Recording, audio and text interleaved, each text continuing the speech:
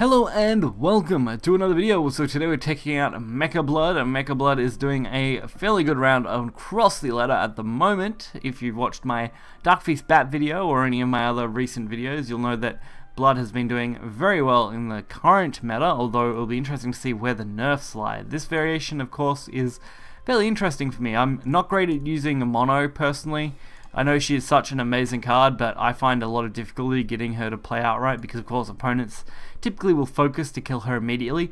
But I've had a lot more success taking advantage of course, destructive succubus and massive evolve turns using things like Hellblaze Demon and everything like Warring Flame, which is an amazing card, to be honest, and I had a lot of fun using this deck now that I've got a little bit more of a hang of it. If you watched my earlier video on Mecha Blood, I didn't do exceptionally well with it, mainly due to lack of experience, and I think now I've made that up a little bit. You still will see some, of course, misplays here and there. I'm sure you guys will point those out as always, but overall I think I'm competent enough with the deck now to at least see how it works properly in the meta, and that's really good as far as I'm concerned. Also, Metal Blade Demon, a card I never really got to use much, but definitely was an interesting one. X equals number of allied Machina followers in play. Really solid draw engine. Not one I ever got to mess around with while I was working with this deck, unfortunately, so could probably be replaced for something else. Not really sure what, but definitely is still an interesting card, and definitely one that I don't mind, considering if you have 2 Machina in hand, you deal 2 damage to an enemy follower, is actually an okay evolve effect. Odin is one I didn't expect to like so much, and still do. And Technolod's another one I never really got to use much because he just didn't really appear in my hand, being a one-of. So we're going to get right into this and check it out. So this deck is one of those decks that doesn't really have one single win condition, in my opinion, as far as things go. I mean, things like mono and stuff are pretty major win conditions, very similar to how Maisha Artifact was working, where Maisha was your primary win condition, but wasn't your only win condition. In this case, this deck is really good at swarming the board, building big things, and then just going face for as much damage as you possibly can at all times. And that's something that it really tends to pride itself on, which is nice. Also, the fact that you can take advantage of so many evo effects really does help. And with this first match being Blood, it really gave me an interesting spot to work with. So Robot Goblin is actually a really nice turn 2 play most of the time, especially going up against something like this. And Armored Bat isn't too bad either, since he's basically 3 Machina followers in 1. Or Machina, whichever way you want to go with it. I don't really care anymore. I'm kind of over that, over the pronunciation issues.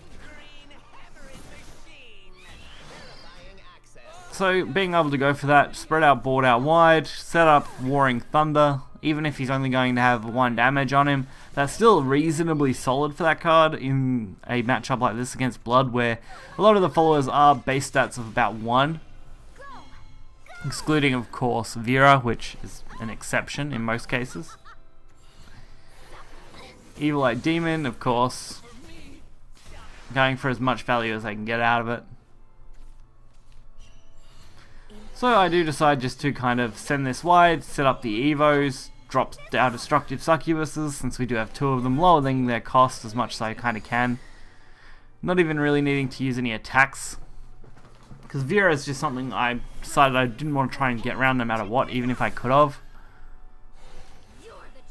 This Evil Eye Demon though definitely hurt. It's not something I wanted to see get dropped there, so having 2 of them there definitely was not fun. At least Trill, with a free evo and having another spare evo, we can lower our destructives down to 5, which is going to be extremely good.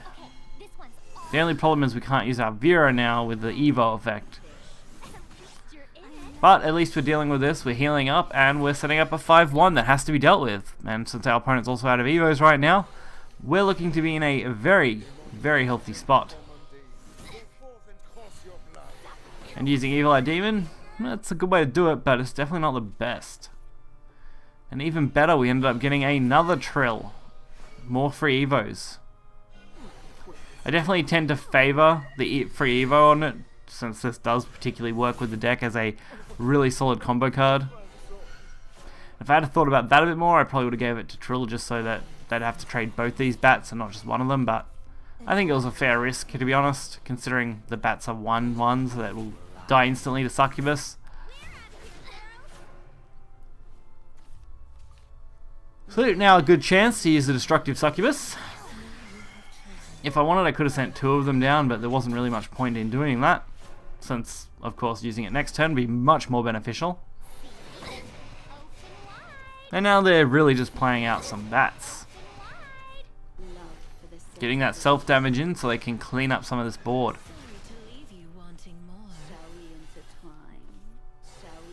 The Machina Blood versus, of course, the Darkfeast Bat is always an interesting matchup to me, especially when they're being pretty slow on damage and dealing with this. So there wasn't a lot I could really do now. All I could do is hope that they weren't going to be able to Darkfeast Bat for lethal, which is why, of course, I did focus on healing and board flood as much as I could. And considering the situation, looks like I made the right call, since even a Darkfeast Bat was only at 11 health, which wasn't going to quite be enough on its own.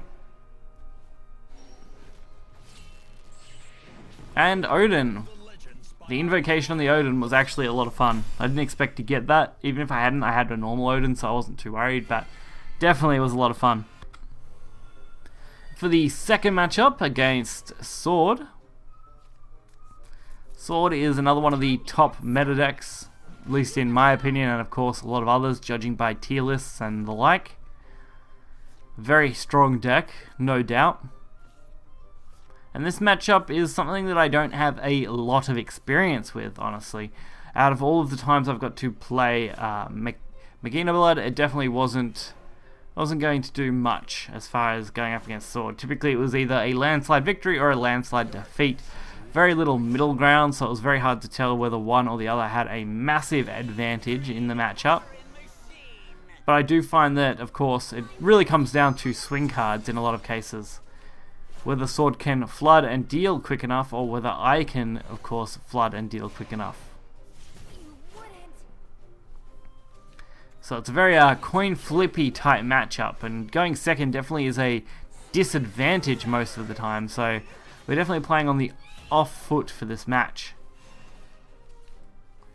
And since I don't have a lot more I can do, going for the double Evo at least gives us something.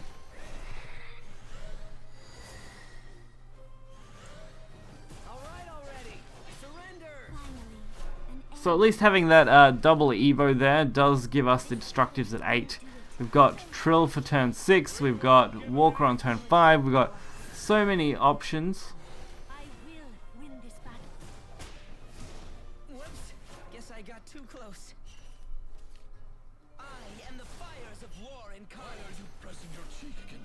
So Warring Thunder, great turn 5 play normally. Even on his own like this, he's going to be a really good play with the Evo.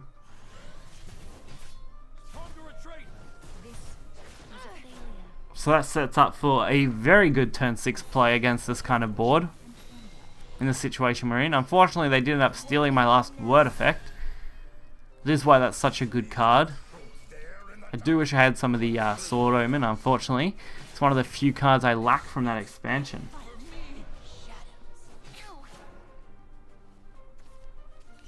But we got an okay play ourselves. Getting another Warring Thunder is actually not bad, considering he has another free potential Evo. This deck is actually really exceptional at getting Evo cards out. That typically is what I focus on when I play the deck, which is why I don't actually use mono as much as some other players probably would, since I predominantly am focusing on those Evo effects. And mono just unfortunately is a little slow for that, since you do need to have at least, I believe it's seven machine followers die, which is not fun.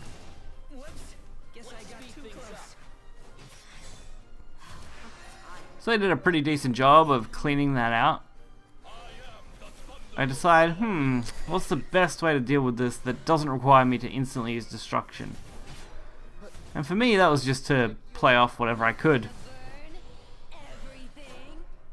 Of course, I still boost the mono because, of course, if this match drags on, I want to have a way out of this. So this match does come down to some poor planning on our opponent's part, which is actually really good for us. So I decided to go for a Nightfall, set up some more damage. And with what we have on board, we're looking at a very steady board and hand to work with. Unfortunately, they didn't attack with the 8-7. If they had, they might have stood a better chance. Since, of course, we were going to clear that with our 7 Evos we've had this match so far. They were obviously expecting it to be less due to the fact that I'd only used 3 so far, but they obviously forgot to count all of them. Either way though, we're looking at an insanely good next turn. It would have been very hard to combat it, so no surprise they did concede. So if you guys did enjoy this video, this deck is definitely competent. I would definitely use it a lot more to rank up currently, as it's a very solid deck, and it, while being semi-expensive, really realistically you want 3 mono in this deck. That's what I see most people play. Unfortunately, I do only have 2, so do keep that in mind before you write your angry comments about only running 2 of her. And I still find that is actually quite acceptable, since typically I personally don't focus on her much. Vera as a 2 of is reasonably solid, since of course she does buy you a potential turn sometimes, and that is always a nice thing to have when you need it. Other than that, the only 2 cards I really never got to play were literally just Metal Blade Demon that I mentioned at the start, and Tech Lord, which Tech Lord is just a blatantly good card in this kind of deck for its accelerate effect, and Metal Blade is a reasonable card when you consider draw power and the, of course, evolve effect being pretty okay, so definitely can see why that's slotted in it. Overall, I definitely give this deck like a 7 out of 10 on the solid deck for ranking up meter right now, as it's very, very good. So if you guys are interested in checking this deck list out, you'll find it in the description below. Be sure to hit the like button and subscribe while you're down there. Until next time, guys, see ya.